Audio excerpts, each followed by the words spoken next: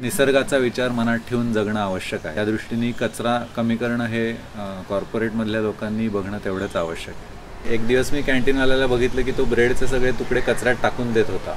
ते नुसतेच वाया जात होते. मी ते म्हटलं ठीक आहे मला दे. मी ते घरी आणून बायोगॅसमध्ये घालायला लागलो. ऑफिसमधून येताना लोक जरा बघतात की त्यांना प्रश्न पडतो काय करतोय हा, पण त्यांना मी सांगतो काय करतोय. म्हणजे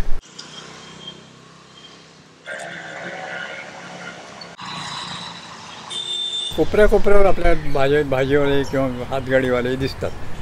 कोथिंबीरची डेकं, पालकाची डेकं, मेथीची डेकं, हे सगळा जो वेस्ट जाणार आहे तो नुसताच कोणा कचरेवाल्याकडे देण्यापेक्षा इथे जर दिला तर त्याचा उपयोग होतो आहे, त्याच्यातून गॅस निर्माण होतो. हा त्या भाजीवाल्याच्या सहभागाचा खूप मोठा फायदा मला होतो आहे.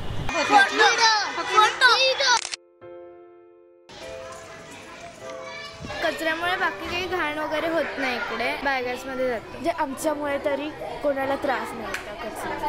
सपोज जर केळं आणलं असेल त्याची सालं असं गोळा करून टाकत राहायचं थोडं थोडं थोडं थोडं रोज.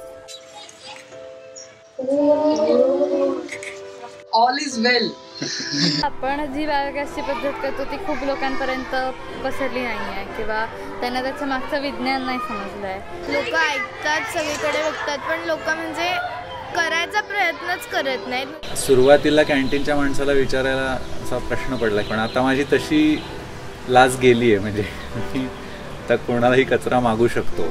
अभिमान वाटतो. बायोगॅसवरून पहिला चहा तेव्हा ते सगळे नाचायला लागले. म्हणजे आमच्या बायोगॅसने आम्ही चहा पितो. आमच्या बायोगॅसवर आम्ही जो गॅस निर्माण केला असं छान वाटलं.